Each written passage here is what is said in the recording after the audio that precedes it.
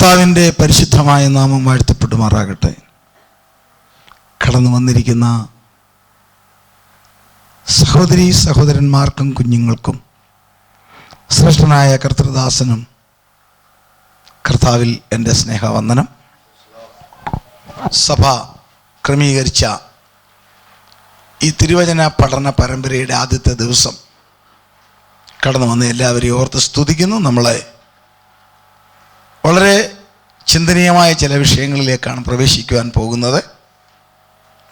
അതുകൊണ്ട് എനിക്കൊരു റിക്വസ്റ്റ് ഉള്ളത്, നിങ്ങളൊരു ക്ലാസ് നഷ്ടപ്പെടുത്തരുത്. ഇനി നഷ്ടപ്പെടുത്തിയാൽ അതൊരു വലിയ ഗ്യാപ്പായിരിക്കും. ഇന്ന് സംസാരിക്കുന്നതിൻ്റെ ബാക്കിയായിരിക്കും നാളെ പറയുന്നത്. അത് വളരെ വിശദമായി നമുക്ക് 2 മണിക്കൂറുണ്ട്.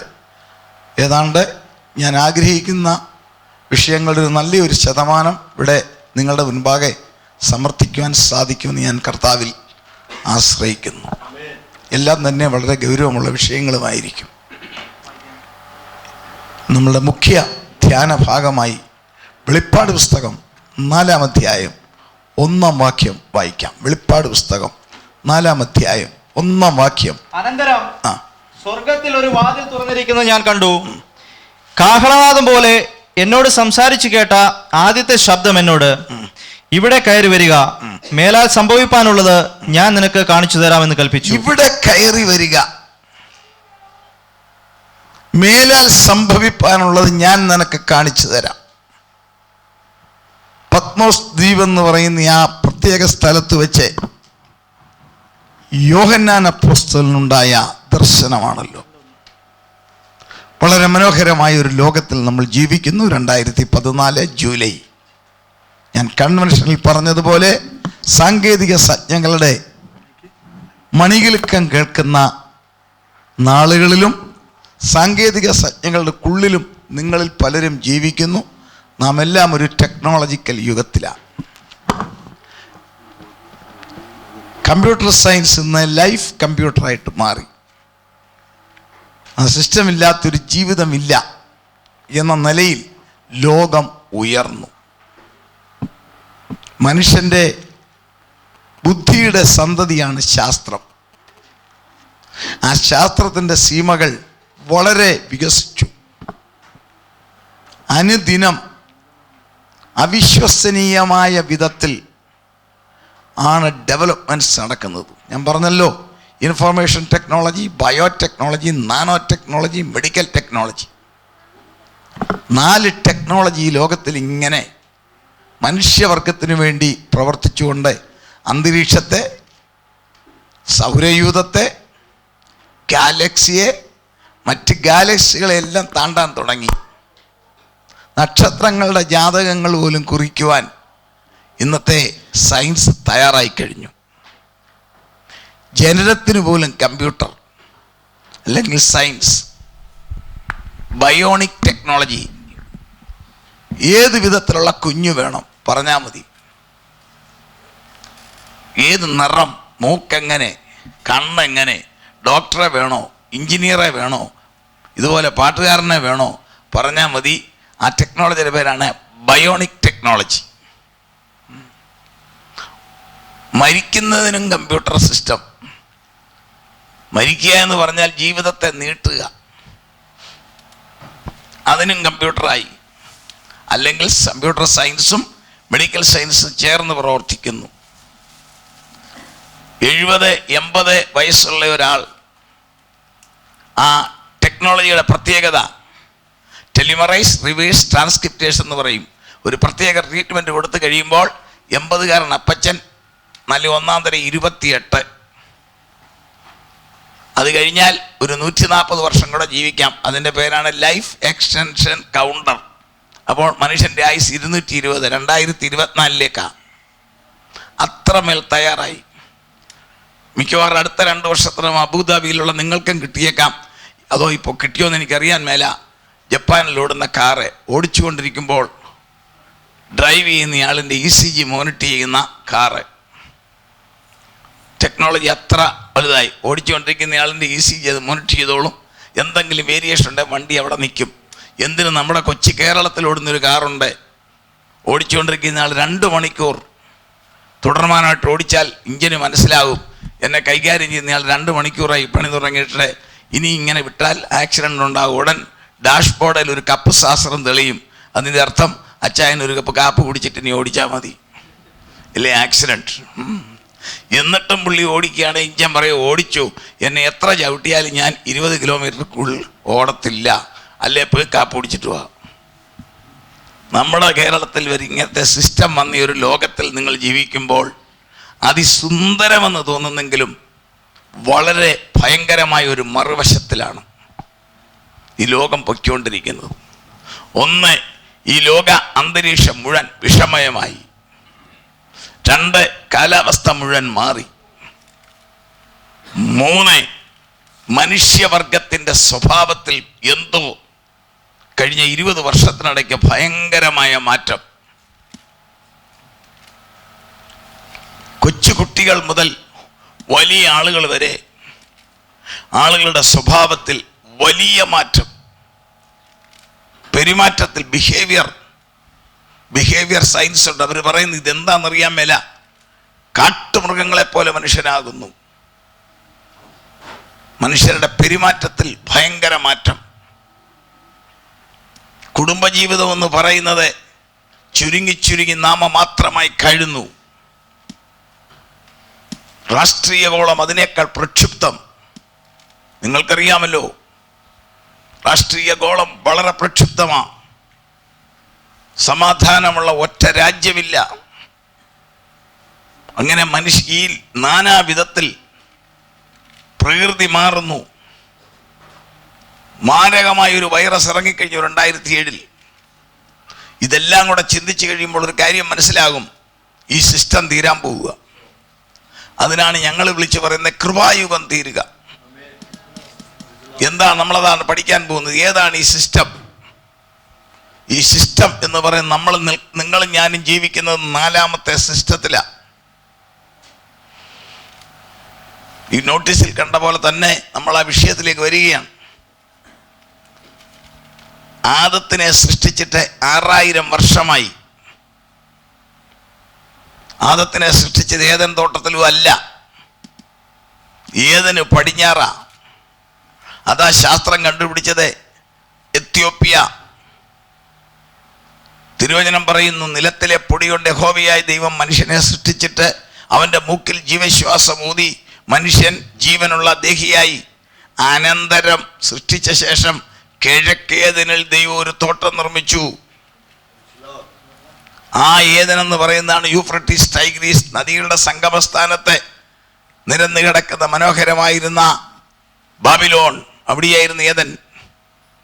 അവിടെയാണ് മനുഷ്യന്റെ തുടിപ്പുകൾ ആരംഭിച്ചിട്ട് 6000 വർഷമേ ആയുള്ളൂ. എന്നാൽ ആധുനിക ലോകത്തിൽ നിരവധി കണ്ടുപിടുത്തങ്ങൾ നടത്തി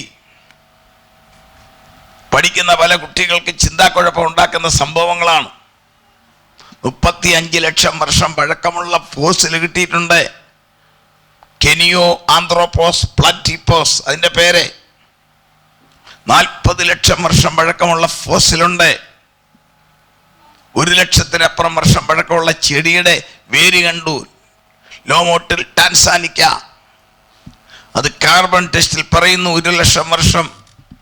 ആദാമിനെ സൃഷ്ടിച്ചിട്ട് വെറും 6000 വർഷം. ഇത് തമ്മിൽ എങ്ങനെ പൊരുത്തപ്പെടും? പലർക്കും ഉള്ളൊരു സംശയമാണ്, വേദപുസ്തകം ശരിയാണോ? 6000 വർഷമേ ഉള്ള ആദാമിനെ സൃഷ്ടിച്ചിട്ട്. എന്നാൽ ഈ തെളിവുകളെല്ലാം നമ്മുടെ മുമ്പിൽ കിടക്കുന്നു. ഇതെല്ലാം പച്ച പരമാർത്ഥമാണ് ഈ പറഞ്ഞതെല്ലാം. 35 ലക്ഷം വർഷം പഴക്കമുള്ള ഫോസിൽ, 40 ലക്ഷം വർഷം പഴക്കമുള്ള ലൂസിയ ഫോസിൽ, ഇതെല്ലാം കിട്ടി. ഇതെങ്ങനെ? ഇത് രണ്ടും തമ്മിൽ ചേരുവോ? നമുക്കൊന്ന് നോക്കാം. ശാസ്ത്രം പറയുന്നു, ഈ പ്രപഞ്ചം ഉണ്ടായിട്ട് 1300 കോടി വർഷം. എത്രയാ? 1300 കോടി വർഷം. പ്രപഞ്ചം എന്ന് പറഞ്ഞാൽ ഈ ആകാശമല്ല, ശൂന്യാകാശമല്ല, ബഹിരാകാശമല്ല. പ്രപഞ്ചമെന്ന് പറഞ്ഞാൽ വിസ്കോസിറ്റി, ഈ അണ്ഡകടാഹം. അതുണ്ടായിട്ട് 1300 വർഷമായി. ഇതിനകത്തൊന്നുമില്ലായിരുന്നു. എന്നാൽ ഒരു വസ്തു കണ്ടുപിടിച്ചു.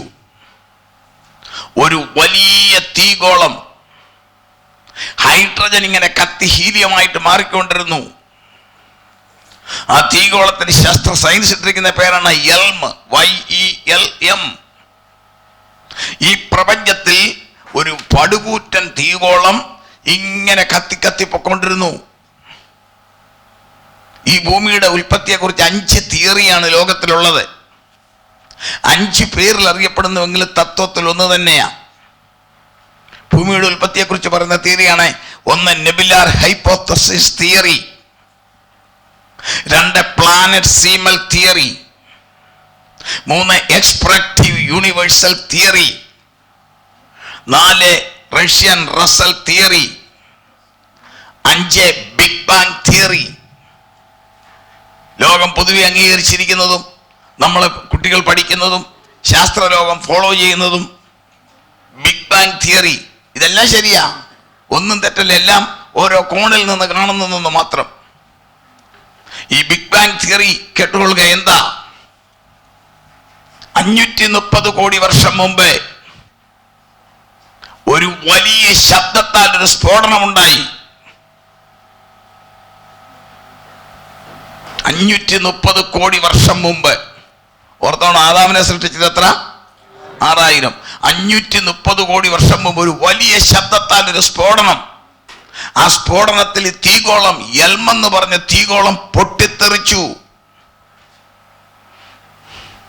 ഇന്നും ആ സ്ഫോടനത്തിന്റെ മുഴക്കം പ്രപഞ്ചത്തിൽ കിടപ്പുണ്ട്. അത് കേൾക്കുന്ന ഒരു ശാസ്ത്രജ്ഞനും ഉണ്ടെന്ന് ജീവിച്ചിരിപ്പുണ്ട്. അമേരിക്കയിലെ കാലിഫോർണിയ യൂണിവേഴ്സിറ്റിയിലെ ബെർക്കലി ക്യാമ്പസിൽ ഡോക്ടർ ജോർജ് സ്മൗട്ട് എന്ന് പറയുന്ന സയന്റിസ്റ്റ് നിർമ്മിച്ചിരിക്കുന്ന സ്കോബ് എന്ന സാറ്റലൈറ്റിൽ കൂടെ അന്നത്തെ പൊട്ടലിന്റെ മുഴക്കം ഇപ്പോഴും കേൾക്കാം. ആ തീഗോളം പൊട്ടിച്ചെതറി ഒരു വലിയ ശബ്ദത്താൽ. ശബ്ദം എവിടെ നിന്ന് സയൻസിന് അറിയേണ്ട കാര്യമില്ല, അവർ അന്വേഷിച്ചിട്ടുമില്ല. എന്നാൽ ശബ്ദം എവിടുന്നാന്ന് ഇപ്പം കർത്താവിന്റെ ദാസനോട് ചോദിച്ചാൽ അദ്ദേഹം പറയും, കേട്ടോണം, ശബ്ദം എവിടുന്നാണ്. ആ ശബ്ദത്താൽ ഈ യെൽമെന്ന് പറഞ്ഞ തീഗോളം പൊട്ടിച്ചെതറി. തീഗോളം പൊട്ടിച്ചെതറി. അതിലൊരു കഷണം തണുത്തതിന്റെ പേര് അബുദാബി ഉൾപ്പെടെയുള്ള ഭൂമി. യെൽമെന്ന് പറയുന്ന തീഗോളം ഒരു വലിയ ശബ്ദത്താൽ പൊട്ടിച്ചെതറി.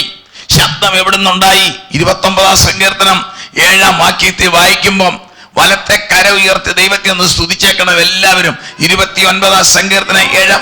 യഹോവയുടെ ശബ്ദം അഗ്നിജ്വാലകളെ ചിഹ്നിക്കുന്നു. The sound of God splits the flame of fire. കരങ്ങളെ ഉയർത്തി ദൈവത്തെ സ്തുതിച്ചേ. ഉണ്ടാകട്ടെ എന്ന് യഹോവയായ ദൈവം കൽപ്പിച്ചപ്പോൾ അന്നത്തെ തീജ്വാല പൊട്ടിച്ചെതറി. അതിന്റെ ഒരു കഷണത്തിന്റെ പേരാണ് ഭൂമി.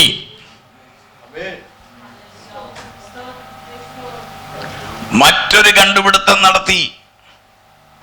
അപ്പോൾ മനസ്സിലാക്കി എന്താണ് ഈ ഭൂമി സൃഷ്ടിച്ചതെന്ന്. ഇന്നേക്ക് കൃത്യം 6.5 കോടി വർഷം മുൻപേ ഒരു പടുകൂറ്റൻ അസ്ട്രോയിഡ്, അതായത് ആകാശപ്പാറ, പ്രപഞ്ചത്തിന്റെ വടക്ക് ഭാഗം, അവിടെയാണ് ഈ നക്ഷത്രങ്ങളുടെ ഫാക്ടറി. ഈ ലോകത്തിലെ സിംഹഭാഗം ഓയിലിന്റെ ഫാക്ടറി, ഓയിൽ റിഫൈനറീസ്, ഓയിൽ എടുക്കുന്നത് ഗൾഫാണെങ്കിൽ ഇതുപോലെ നക്ഷത്രങ്ങളുടെ ഫാക്ടറിയുടെ പേരാ കൂപ്പിയർ ബെൽറ്റ്. ഊർട്ടുകൾ അവിടെ നിന്നെല്ലാം പറയും. ഇന്നേക്ക് കൃത്യം 6.5 കോടി വർഷം മുമ്പേ അവിടെ നിന്നും ഒരു അസ്ട്രോയിഡ് പാഞ്ഞു വന്ന് ഈ 530 കോടി വർഷം മുമ്പ് നിർമ്മിച്ച ഭൂമിക്കിട്ട് ഒരൊറ്റ ഇടി. ഈ ഭൂമി ഒന്ന് ഞെട്ടി. അന്നുണ്ടായിരുന്ന കാടുകളെല്ലാം കത്തി, ഉണ്ടായിരുന്ന ജീവികളെല്ലാം ചത്തൊടുങ്ങി, മണ്ണ് പൊങ്ങി, സൂര്യൻ മാറിപ്പോയി, ഈ ഭൂമിയിൽ വെള്ളം എരച്ചു കയറി. ശാസ്ത്രത്തിന്റെ വാക്ക് കേട്ടോണം. അങ്ങനെ 6.5 കോടി, സയൻസിന്റെ വാക്കാ, 6.5 കോടി വർഷം മുൻപേ ഭൂമി പാഴും ശൂന്യവും ആയി. സയൻസ് ഉൽപ്പത്തി പുസ്തകം കാണാം. ദൈവം ആദിയിൽ ആകാശവും ഭൂമിയും സൃഷ്ടിച്ചു. ഭൂമി പാഴും ശൂന്യവുമായി. ശ്രദ്ധിച്ചോപ്പം. Praise the Lord. സയൻസും ബൈബിളും ഒന്നിച്ച് ഞാൻ പറയുക. സയന്റിഫിക്കൽ ഡിസ്കവറിയാണ് 6.5 കോടി വർഷം മുമ്പേ ഒരു അസ്ട്രോയിഡ് പാഞ്ഞു വന്ന് ഈ ഭൂമിക്കിട്ട് ഇടിച്ചു. ഭൂമി ഒന്ന് ഞെട്ടി, കാടുകൾ കത്തി, വെള്ളം കയറി, സൂര്യൻ മാറി, വെള്ളം കയറി, പൊടിയാണ് ആദ്യം പൊങ്ങിയത്, എല്ലാം നശിച്ചു. ഭൂമി വെറും പാഴി ശൂന്യവുമായി. ഉൽപ്പത്തി പുസ്തകം 1:1 പറയുന്നു, ആദിയിൽ ദൈവം ആകാശവും ഭൂമിയെ സൃഷ്ടിച്ചു, ഭൂമി പാഴി ശൂന്യവുമായി. എന്താ സംഭവം? എന്തിനാ ഭൂമി സൃഷ്ടിച്ചു? The purpose of the creation of the world, universe. അതെന്തിനാണെന്ന് യോബിന്റെ പുസ്തകം 38-ാം അധ്യായം 4-ാം വാക്യം വായിക്കുമ്പോൾ കാണാം. ദൈവം എന്തിനെ ആ ഭൂമിയെ സൃഷ്ടിച്ചു? വായിക്കാം.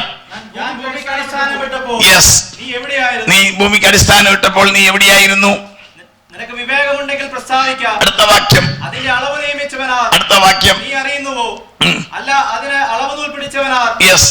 പ്രഭാത നക്ഷത്രങ്ങൾ ഒന്നിച്ച് ഘോഷിച്ചുല്ല. ആരാന്നറിയാമോ? ദൈവദൂതന്മാർ. പ്രഭാത നക്ഷത്രങ്ങൾ വായിച്ചു. ഒന്നിച്ച് ഘോഷിച്ചുല്ലസിക്കുകയും ദൈവപുത്രന്മാരെല്ലാം സന്തോഷിക്കുകയും. ദൈവപുത്രന്മാർ എന്ന് പറഞ്ഞ കുരൂപുകൾ സന്തോഷിക്കുകയും ചെയ്തപ്പോൾ അതിന്റെ അടിസ്ഥാനം ഏതിന്മേൽ? യെസ്. നമ്മളിപ്പോ ഇവിടെ ഒരു പുതിയൊരു ഉദ്ഘാടനം നടക്കാൻ പോവുക.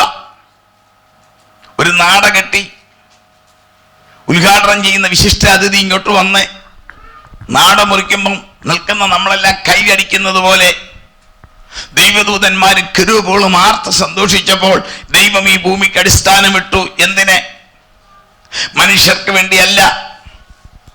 സുന്ദരനായ ദൂതനായിരുന്ന ദൂതന്മാർ സുന്ദരനും മനോഹരനായ പാട്ടുകാരനുമായിരുന്ന ലൂസിഫർ, അവന് വേണ്ടി സൃഷ്ടിച്ച ഭൂമി. തുടർന്ന് വാക്യം കാണിച്ചു തരാം. അവൻ സുന്ദരനായിരുന്നു, പാട്ടുകാരനായിരുന്നു, ഗാനങ്ങളുടെ എല്ലാം ഉറവിടം അവനാണ്. സപ്തസ്വരങ്ങൾ ചിറകിൽ നിന്ന് ഉതിർക്കുന്നവൻ, ദൈവത്തോട് ഏറ്റവും അടുത്ത് നിൽക്കുന്നവൻ. മീഖായേലും ഗബ്രിയേലും നിൽക്കുമ്പോൾ ഇവൻ ദൈവത്തോട് അടുത്ത് നിന്ന് പാട്ടുപാടുന്നവൻ. സപ്തസ്വരങ്ങൾ ഇവന്റെ ചിറകിൽ നിന്ന് ഉതിർക്കുന്നവൻ. കേട്ടോണം അവന്റെ സൗന്ദര്യം. വായിച്ചു കേൾപ്പിക്കാം. അവന് വേണ്ടി സൃഷ്ടിച്ചൊന്ന് വായിച്ചേ. ആദ്യം യെശയ്യാവ് 14:12-13 വായിച്ചേ. യെശയ്യാവ് 14:12-13. ശുക്ര, നീ എങ്ങനെ ആകാശത്ത് നിന്ന് വീണു? ജാതികളെ താഴ്ത്തിക്കളഞ്ഞവനെ, നീ എങ്ങനെ വെട്ടേറ്റ് നിലത്ത് വീണു? ഞാൻ സ്വർഗത്തിൽ കയറും. ശ്രദ്ധിച്ചോണം, ഞാൻ സ്വർഗത്തിൽ കയറും. എന്റെ സിംഹാസനം ദൈവത്തിന്റെ നക്ഷത്രങ്ങൾക്ക് മീതെ വെക്കും. ഉത്തരദിക്കിന്റെ അതിർത്തിയിൽ സമാഗമ പർവ്വതത്തിന്മേൽ ഞാൻ ഇരുന്നരുളും. പ്രവചന ഭാഷ. ഉത്തരഗിരിയായ സിയോൻ പർവ്വതം സർവവും മനോഹരവും എല്ലാത്തിന്റെയും അലങ്കാരവും ദൈവത്തിന്റെ സിംഹാസനമാകുന്ന ഉത്തരദിക്കിൽ ഞാനും പോയിരിക്കും. ഇനി വായിക്കാം. യെഹെസ്കേൽ 28:11 മുതൽ ഒന്ന് വായിച്ച് വളരെ വ്യക്തമായി. യഹോവയുടെ അരുളപ്പാട് എനിക്കുണ്ടായതെന്നാൽ, മനുഷ്യപുത്ര, നീ സോർ രാജാവിനെ കുറിച്ച് ഒരു വിലാപം തുടങ്ങി. ഇങ്ങനൊരു രാജാവ് ലോകത്തിൽ ഇതുവരെ ഉണ്ടായിട്ടില്ല. അപ്പോൾ ഈ ഭൂമിയിലെ ടയർ എന്ന് പറയുന്ന പലസ്തീനിലെ സ്ഥലമല്ല, സ്റ്റോറിൽ ഒരു രാജാവ് ഉണ്ടായിരുന്നില്ല. വായിക്കാം അടുത്ത വാക്യം. അവനോട് പറയേണ്ടത്, യഹോവയായ കർത്താവ് ഇപ്രകാരം അരുളി ചെയ്യുന്നു, നീ മാതൃകാമുദ്രയാകുന്നു, നീ ജ്ഞാനസമ്പൂർണനും സൗന്ദര്യപൂർണനും. നീ ദൈവത്തിന്റെ തോട്ടമായ ഏദനിലായിരുന്നു. അടുത്തത് വിളിച്ചു കേട്ടോണം. അടുത്തത് താമ്രമണി, പീതരത്നം, മഞ്ഞരത്നം, വജ്രം, പുഷ്പരാഗം, ഗോമേദകം, സൂര്യകാന്തം, നീലക്കല്ല്, മാണിക്യം, മരതകം മുതലായ സകല രത്നങ്ങളും നിന്നെ മൂടിയിരുന്നു. അടുത്ത വാക്യം ഒന്ന് വായിച്ചേ. നിന്നെ തീർത്ഥനാളിൽ നിന്നിലുള്ള തടങ്ങളുടെയും കൂടുകളുടെയും പണി പൊന്നുകൊണ്ടുള്ളതായിരുന്നു. അടുത്തത്, നീ ചിറക് വിടർത്ത് മറയ്ക്കുന്ന കുരുപാകുന്നു. നീ ആരാണ്? നീ ചിറക് വിടർത്ത് മറയ്ക്കുന്ന കരുപാകുന്നു. നീ ഒന്ന് വായിച്ച് 28:11 ഒന്നുകൂടെ വായിച്ചപ്പോ പിടി കിട്ടിയ സംഗതി. യഹോവയുടെ അരുളപ്പാട് എനിക്കുണ്ടായതെന്നാൽ, മനുഷ്യപുത്ര, നീ സോർ രാജാവിനെ കുറിച്ച് ഒരു വിലാപം തുടങ്ങി. അവനോട് പറയേണ്ടത്, യഹോവയായ കർത്താവ് ഇപ്രകാരം അരുളി ചെയ്യുന്നു, നീ മാതൃകാമുദ്രയാകുന്നു, നീ ജ്ഞാനസമ്പൂർണനും. അവന്റെ ഏറ്റവും വലിയ ക്വാളിഫിക്കേഷനാ. നോക്കിക്കേ, ജ്ഞാനസമ്പൂർണൻ. അടുത്തത് സൗന്ദര്യ സമ്പൂർണൻ. സൗന്ദര്യമല്ല, സൗന്ദര്യ സമ്പൂർണൻ. മറ്റ് ദൂതന്മാരെക്കാളെല്ലാം സൗന്ദര്യത്തിൽ സമ്പൂർണത, ജ്ഞാനത്തിൽ സമ്പൂർണത ഇതുണ്ടായിരുന്നു. നീ ചിറക് വിടർത്തു മറയ്ക്കുന്ന കെരൂബായിരുന്നു. അതിന്റെ ബാക്കി ഒന്ന് വായിച്ചേ. കെരൂബായിരുന്നു. നീ ദൈവത്തിന്റെ തോട്ടമായ ഏദനിലായിരുന്നു. Yes, ഇതാ സ്വർഗത്തിലെ ഏദൻ, ഈ ഭൂമിയിൽ അതിന് പകരം വെച്ച ഏദനിലാണ് ആദാമിനെ താമസിച്ചത്. യു വേർ അറ്റ് ഏദൻ, നീ ഏദനിലായിരുന്നു. അടുത്തത് താമ്രമണി, ഗീതരത്നം, വജ്രം, പുഷ്യരാഗം, ഗോമേതകം, സൂര്യകാന്തം, നീലക്കല്ല്, മാണിക്യം, മരതകം മുതലായ സകല രത്നങ്ങളും നിന്നെ മൂടിയിരുന്നു. അടുത്ത വാക്യം, നിന്നെ തീർത്ത നാളിൽ നിന്നിലുള്ള തടങ്ങളുടെയും കൂടകളുടെയും പണി പൊന്നുകൊണ്ടുള്ളതായിരുന്നു. നീ ചിറക് വിടർത്തി മറയ്ക്കുന്ന കെരൂബ് ആകുന്നു. ഞാൻ നിന്നെ വിശുദ്ധ ദേവപർവ്വതത്തിൽ ഇരുത്തിയിരുന്നു. ഞാൻ അവിടെ നിന്നെ ഇരുത്തിയിരുന്നു. അപ്പോൾ തന്നെ നിനക്ക് ഒരു കോംപ്ലിമെന്റ് ആയിട്ട് ഈ ഭൂമിയും കൊടുത്തു. അടുത്തത് കേട്ടോണം. നീ അഗ്നിമയ രഥങ്ങളുടെ മധ്യ സഞ്ചരിച്ചുകൊണ്ടിരുന്ന അഗ്നിമയ രഥങ്ങളുടെ നടുവിൽ. അടുത്ത വാക്യം, നിന്നെ സൃഷ്ടിച്ച നാൾ മുതൽ നിങ്ങൾ നീതിയേട് കണ്ടതുവരെ നീ നടപ്പിൽ നിഷ്കളങ്കനായിരുന്നു. അടുത്തത്, നിന്റെ വ്യാപാരത്തിന്റെ പെരുപ്പ നിമിത്തം നിന്റെ അന്തർഭാഗം സാഹസം കൊണ്ട് നിറഞ്ഞു. നീ പാപം ചെയ്തു, അതുകൊണ്ട് ഞാൻ നിന്നെ അശുദ്ധനെന്നെണ്ണി. ഇവനാണ് ഞാൻ, ഇവന്റെ പാപം വേറൊന്നുമല്ല, ഞാൻ ദൈവത്തോട് തുല്യമാകും. മുമ്പ് വായിച്ചു ചെയ്യപ്പെട്ടതാ. യെശയ്യാവ് 14:11 വായിച്ചതാ. ഞാൻ ദൈവത്തോട് തുല്യമാകും, എന്റെ സിംഹാസനം ദൈവത്തിന്റെ സിംഹാസനത്തിന്റെ അടുത്ത് വയ്ക്കും. അത് വന്നു കഴിഞ്ഞപ്പോൾ സ്വർഗത്തിലെ ദൈവം അവന്റെ തേജസ് കളഞ്ഞു. അവനെ കൊന്നില്ല, അവന്റെ തേജസ് കളഞ്ഞു, ശക്തി കുറച്ചിട്ടില്ല. അവനെ സ്വർഗത്തിൽ നിന്നും നോക്കിക്ക, അന്ന് കൊടുത്തിരുന്ന ഭൂമി അവൻ്റെതാ. ഞാൻ മേലോട്ട് കയറുമെന്നാ പറഞ്ഞ്, ഞാൻ മേഘങ്ങൾക്ക് മീതെ കയറും. മേഘമുള്ള ഒരു സ്ഥലം ഈ ഭൂമി മാത്രമേ ഉള്ളൂ. ഞാൻ മേഘങ്ങൾക്ക് മീതെ കയറും. അപ്പോൾ he was living under the clouds, മേഘങ്ങളുടെ താഴെ താമസിച്ചുകൊണ്ടിരിക്കുകയായിരുന്നു. അപ്പോൾ ഇത് ചെയ്തപ്പോൾ ദൈവത്തിന്റെ പരിജ്ഞാനത്തിന്റെ കമ്പ്യൂട്ടറിൽ അത് തെളിഞ്ഞു. ഇവനൊന്നും പ്രവർത്തിച്ചില്ല, ഇവന്റെ അകത്തത് ചിന്തിച്ചതേ ഉള്ളൂ. ഇവന്റെ അകത്തത് ചിന്തിക്കുമ്പോൾ തന്നെ അവന്റെ ചിന്തയുടെ ശക്തി കേൾക്കണമോ, മറ്റൊരു വലിയ സംഘം ദൂതന്മാരും അവന്റെ കൂടെ കൂടി. അത് 2 പത്രോസ് 2:4 കാണാം. പാപം ചെയ്ത ദൂതന്മാരെ ദൈവം ആദരിക്കാതെ അന്ധതമസിന്റെ ചങ്ങലയിട്ട് അഗാധ കൂപത്തിൽ അടച്ചു. അപ്പോൾ അവന്റെ ചിന്തയുടെ ശക്തി ശ്രദ്ധിച്ചോണം. പനി പകരുന്നത് പോലെ. ഇപ്പൊ ഇവിടെ ഇരിക്കുന്ന ഒരാൾക്ക് കോൾഡ് ഉണ്ടെങ്കിൽ അടുത്ത ആളിന് കോൾഡ് കിട്ടും. വൈറസ് അങ്ങനെ ചാടിക്കയറുന്നതാണ്. ഇതുപോലെ ഇവന്റെ അന്തർഭാഗത്ത് സാഹസം വന്നപ്പോൾ ഇവനോടൊപ്പം ഉണ്ടായിരുന്ന ഒരു വലിയ വിഭാഗത്തിന് അത് പടർന്നു പിടിച്ചു. ഇവൻ സംസാരിച്ചില്ല, മനസ്സിൽ ചിന്തിച്ചു. അപ്പൊ ആ ചിന്തയുടെ ശക്തി മനസ്സിലായല്ലോ. ദൈവത്തിന്റെ സർവപരിജ്ഞാനത്തിന്റെ കമ്പ്യൂട്ടറിൽ അത് തെളിഞ്ഞു. ദൂതൻ എന്ന ഉന്നത പദവിയിൽ നിന്ന് അവനെ മാറ്റി, അവനെ സ്വർഗത്തിൽ നിന്നും താഴെയിട്ടു. അവൻ സാത്താനായി മാറി. അവന്റെ കൂടെ ഉണ്ടായിരുന്ന ദൂതന്മാരെ മാറ്റി. അവന് കൊടുത്തിരുന്ന ഭൂമി ദൈവം അസ്ട്രോയിഡ് അടിച്ച് തകർത്തു. 6.5 കോടി വർഷം മുമ്പേ അസ്ട്രോയിഡ് പാഞ്ഞു വന്ന് അടിച്ചു തകർത്തു അവന് കൊടുത്ത ഭൂമി. എന്നിട്ട് ഇവന്റെ ശക്തി കുറച്ചിട്ടില്ല. ഇന്നും അന്നും ഇവനിത് പൊക്കിയെടുക്കാതിരിക്കാൻ ദൈവത്തിന്റെ പരിശുദ്ധാത്മാവെ വെള്ളത്തിന്റെ മീതെ പരിവർത്തിച്ചു കൊണ്ടിരുന്നു. സ്തോത്രം. അങ്ങനെ ഒരു കാലഘട്ടം ഉണ്ടായിരുന്നു. അത് ഞാൻ വേദപുസ്തക ഭാഷയിൽ പറയാം. ഒന്നാമത്തെ സിസ്റ്റം പ്രീ ആഡമിക് യൂണിവേഴ്സ്, ആദാമിന് മുമ്പുള്ള കാലം. അന്നത്തെ ജീവികളുടെയാണ് ഈ ഫോസിലൊക്കെ കിട്ടുന്നത്. ഡിനോസറെ, മാമത്ത്, ആനയുടെ അപ്പന്റെ പേരാ മാമത്ത്, ഡിനോസറെ, ഇങ്ങനെ ഒത്തിരി സാധനങ്ങളുണ്ട്.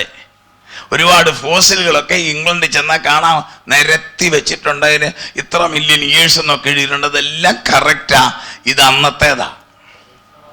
അപ്പൊ ഒരു മർമ്മം നിങ്ങളോട് ഞാൻ പറയാം. ഇവൻ പിശാചായിട്ട് 6.5 കോടി വർഷമായി. സയൻസ് അനുസരിച്ച്, ബൈബിളിൽ അത് വ്യക്തമായിട്ട് പറയുന്നില്ല, ശാസ്ത്രം കണ്ടുപിടിച്ചതാണ്. 6.5 കോടി വർഷം മുമ്പ് ഒരു അസ്ട്രോയിഡ് വന്ന് തകർന്നാണ്, മുട്ടിയാണ് ഈ ഭൂമി തകർന്നത്. ആ യൂണിവേഴ്സിന്റെ പേരാണ് പ്രീ ആഡമിക് യൂണിവേഴ്സ്, ഒന്നാമത്തെ സിസ്റ്റം. അവിടെ നിന്നും രണ്ടാമത്തെ സിസ്റ്റത്തിലേക്ക് കയറിയത് 6000 വർഷം മുമ്പേ ദൈവം നമ്പുരാൻ ഈ വെള്ളമെല്ലാം കൂടെ ഒരിടത്തോട്ട് കൂടട്ടെന്ന് പറഞ്ഞു. വെള്ളമെല്ലാം വ്യക്തമാ, ഒരിടത്തോട്ട് കൂടട്ടെ. ഉണങ്ങിയ നിലത്തിനെ എന്തോ പേരിട്ടു? ഭൂമി എന്ന് പേരിട്ടു. വെള്ളത്തിന്റെ കൂട്ടത്തിന് സമുദ്രം. ശാസ്ത്രം എന്ത് പറയുന്നു? ഈ ഭൂമിയിൽ ഒരൊറ്റ ഭൂഖണ്ഡമേ ഉള്ളായിരുന്നു. ഈ ഭൂമി ഒരൊറ്റ ഭൂഖണ്ഡത്തിലാണ് നിന്നത്. ഇന്നാണ് ഭൂഖണ്ഡം 7. അന്ന് ഒരൊറ്റ ഭൂഖണ്ഡേ ഉള്ളൂ. ആ ഭൂഖണ്ഡത്തിന്റെ സയന്റിഫിക്കൽ പേരാണ് പാൻഗിയ. ഒറ്റ ഭൂഖണ്ഡം, ഒറ്റ സമുദ്രം. സയൻസ് കണ്ടുപിടിച്ചതാ. ആഫ്രിക്കയും അമേരിക്കയും മുട്ടിക്കിടന്നു. നമ്മുടെ ഇന്ത്യയുടെ ബംഗാളിൽ നിന്ന് അവിടുന്ന് കീറിപ്പോയതാ ഓസ്ട്രേലിയ. അതേ മുട്ടിക്കിടന്നതാ. വായിച്ചു നോക്കി, ഇംഗ്ലീഷിൽ വായിച്ചാൽ മനസ്സിലാകും. ഇത് മാറിയതപ്പോൾ ആ സയൻസ് കണ്ടുപിടിച്ചു. ഒരു ശക്തമായ ഭൂകമ്പം ഉണ്ടായി. ആ ഭൂകമ്പത്തിലാണ് ഇതെല്ലാം പിരിഞ്ഞു പോയത്. ഉൽപ്പത്തി 10:25 ആർക്കെങ്കിലും ഇംഗ്ലീഷ് ബൈബിൾ ഉണ്ട് വായിച്ച്, മലയാളം ട്രാൻസ്ലേഷൻ അല്ല, ഇംഗ്ലീഷ് ബൈബിൾ ഉറക്കെ വായിക്കണം. വായിക്കുന്നവരെ 10:25 ജെൻസിസ് 10:25. The name of one was Peleg, for in his days the earth was divided. In his days the earth was divided. മലയാളത്തിൽ അവന്റെ കാലത്ത് ഭൂവാസികൾ പിരിഞ്ഞു പോയെന്ന്. അതുകൊണ്ട് ഞാൻ ഇംഗ്ലീഷിൽ വായിക്കാൻ പറഞ്ഞത്. In his days the earth was divided. ആദ്യമേ ഒരൊറ്റ ഭൂഖണ്ഡം, പാൻഗിയ, സയന്റിഫിക്കൽ നെയിം. ഒരൊറ്റ കടൽ, ടിറ്റി. കടലിന്റെ പേര് അറ്റ്ലാന്റിക് എന്നല്ല, ടിറ്റീസ്. ഒറ്റക്കടൽ, ഒറ്റക്കര. ഉൽപ്പത്തി പറയുന്നു. ഞാൻ ബൈബിളിന്റെ ആധികാരി എന്നൊന്ന് തെളിയിക്കുക നിങ്ങളോട്. അപ്പോൾ അന്ത്യകാല സംഭവങ്ങൾ പറയുമ്പോൾ ഓർത്തോളൂ, ഇതെല്ലാം കറക്റ്റ് ആയിരിക്കുമെന്ന്. ഉണങ്ങിയ നിലത്തിന് ഭൂമി എന്ന് പേരിട്ടു, വെള്ളങ്ങളുടെ കൂട്ടത്തിന് സമുദ്രം എന്ന് പേരിട്ടു എന്ന് ബൈബിൾ പറയിക്കുമ്പോൾ ആധുനിക സയൻസ് പറയുന്നു ഒരു ഭൂഖണ്ഡം, പാൻഗിയ, ഒറ്റ സമുദ്രം, ടിറ്റീസ്. അതിനെയാണ് ദൈവം 6 ദിവസം കൊണ്ട് കണ്ടീഷൻ ചെയ്തു. കണ്ടീഷൻ ചെയ്തിട്ട് 6-ാം ദിവസം ആദത്തിനെ സൃഷ്ടിച്ചു. ആദത്തിന്റെ അസ്ഥിയിൽ നിന്നും ഹവ്വായെ സൃഷ്ടിച്ചു, അനുഗ്രഹിച്ചു. Price the Lord. അങ്ങനെ മനുഷ്യനെ സൃഷ്ടിച്ചു. മനുഷ്യനെ സൃഷ്ടിച്ചതിന് ദൈവത്തിന് 7 ഉദ്ദേശം ബൈബിളിൽ കാണാം. അതെല്ലാം ഇത് തെറ്റിപ്പോയി. അതാണ് ഈ പ്രശ്നം. ബൈബിളിൽ മനുഷ്യനെ സൃഷ്ടിച്ചതിന്റെ 7 ഉദ്ദേശം കാണാം. ഒന്നാമത്തെ 2ാമത്തെ ഉദ്ദേശം ഉൽപ്പത്തി 1:28 വായിച്ചാട്ടെ. ദൈവം അവനെ അനുഗ്രഹിച്ചു. ആദ്യത്തെ മാതാപിതാക്കളെ അനുഗ്രഹിക്കുന്ന കേട്ടോണം. ദൈവം അവരെ അനുഗ്രഹിച്ചു. നിങ്ങൾ സന്താനപുഷ്ടിയുള്ളവരായി പെരുകി ഭൂമിയിൽ നിറഞ്ഞ് അതിനെ അടക്കി സമുദ്രത്തിലെ മത്സ്യത്തിന്മേലും ആകാശത്തിലെ പർവ്വജാതിന്മേലും സകല ഭൂചര ജന്തുവിന്മേലും വാഴുവിൻ. 2 കാര്യം വന്ന അവിടെ അനുഗ്രഹം. 1, നിങ്ങൾ സന്താനപുഷ്ടിയുള്ളവരായി പെറ്റുപെരുകണം. അതിന് ദൈവം മനുഷ്യവർഗത്തിനൊരു പ്രത്യേക സംവിധാനം ഉണ്ടാക്കിയിട്ടുണ്ട്. ആ സംവിധാനം ഇപ്പോൾ മാറുന്നു. പ്രായപൂർത്തിയായ ഒരു പുരുഷൻ പ്രായപൂർത്തിയായ ഒരു സ്ത്രീയെ വിവാഹം കഴിച്ച് ഭർത്താവും ഭാര്യയുമായി ജീവിച്ച്